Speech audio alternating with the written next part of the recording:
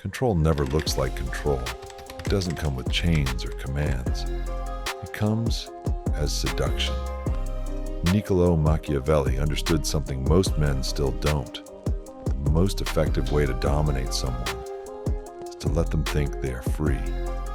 When a woman believes she's acting on her own desires, her guard drops. But if you were the architect of those desires all along, you've already won. This is not about force. It's about suggestion. It's not about rules. It's about crafting an environment where her choices are predictable, even inevitable. Desire doesn't erupt in captivity. It blossoms when she thinks she chose you. The key isn't in telling her what to feel. It's in shaping the conditions where she can't help but feel it. Offer her the illusion of freedom. Let her taste independence, but guide her quietly, invisibly, through a path you designed. She must never feel controlled, but she must always feel compelled. This is not cruelty, it is craft, not domination, but direction. The puppet never sees the strings when it's dancing willingly.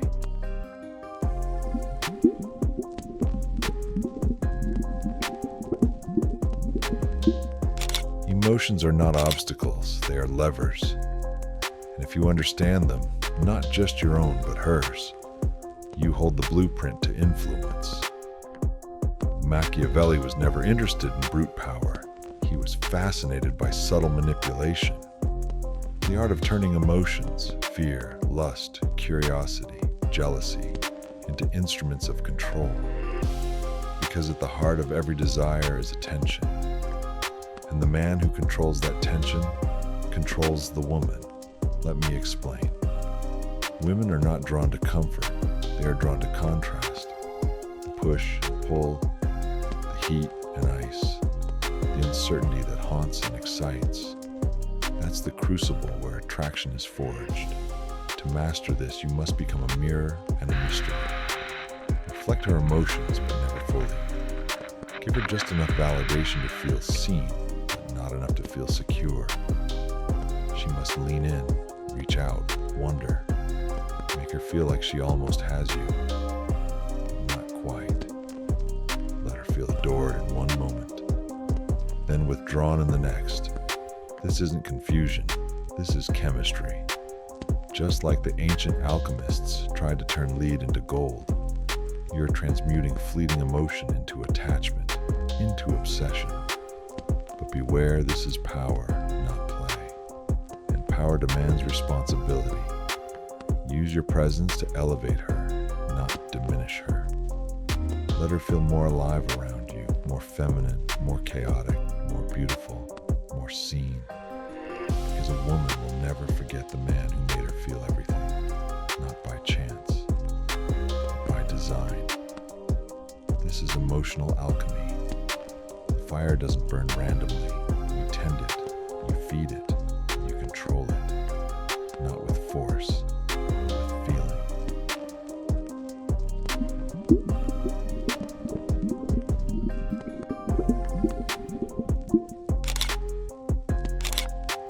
Machiavelli once wrote, "Men desire novelty more than they value possession." And that principle holds true not just in politics, but in seduction. Because what is always available is rarely desired. In a world saturated with instant gratification, the greatest aphrodisiac isn't beauty, it's mystery. And the most powerful way to create mystery is absence. You see, most men smother, they pursue endlessly.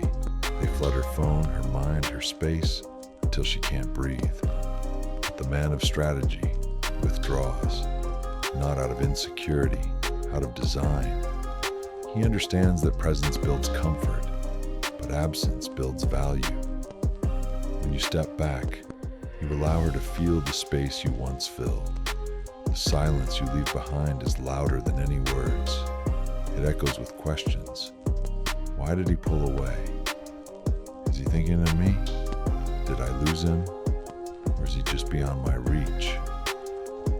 This is psychological warfare wrapped in elegance, because absence makes her imagination your accomplice. And the imagination always paints in bolder colors than reality ever could. She begins to fantasize, to project, to crave. And you didn't have to say a word. This isn't about playing games. This is about regaining polarity. In every great seduction, there is distance, not coldness, space. Enough room for desire to breathe and burn. Like a flame deprived of air, desire suffocates under too much closeness. When you retreat, when you disappear, you don't lose power. You gain gravity. You become an enigma, a myth, the kind of man she tells her friends about. Not because of what you said, but because of what you left unsaid. Absence is not emptiness, it's precision. When used wisely, it's irresistible.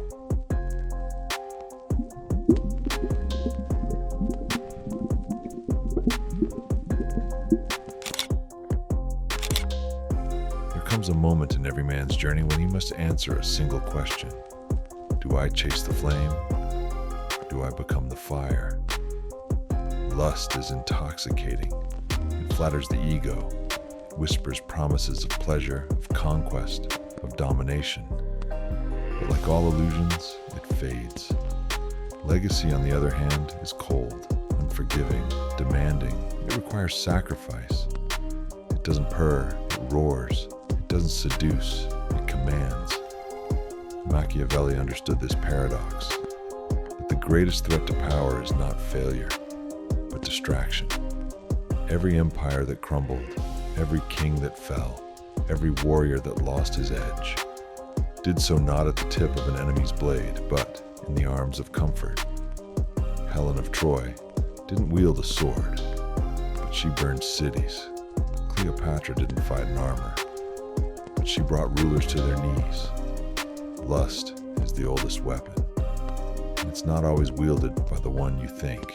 But here's the truth. Machiavelli didn't write plainly. Powerful women don't destroy strong men. Undisciplined desire does, because lust makes a man reactive. Legacy makes him deliberate. The cold strategist sees pleasure for what it is, a tool, not a throne, a spark, not a purpose. He knows he can enjoy, but he never gets owned. He can seduce, but he never needs. And that is the death blow to seduction, indifference born of higher focus. When a man sets his eyes on building something immortal, a business, a brotherhood, a kingdom, a code, he becomes untouchable. Lust may knock, but legacy locks the door. Because when you play for something greater than pleasure, you stop chasing women, and they start chasing you. Not because you're cruel, but because you're clear. Not because you play games, but because you live by principle. And in a world of hungry wolves and hollow masks, a man with discipline is more seductive than any Casanova. The game ends when your mission begins.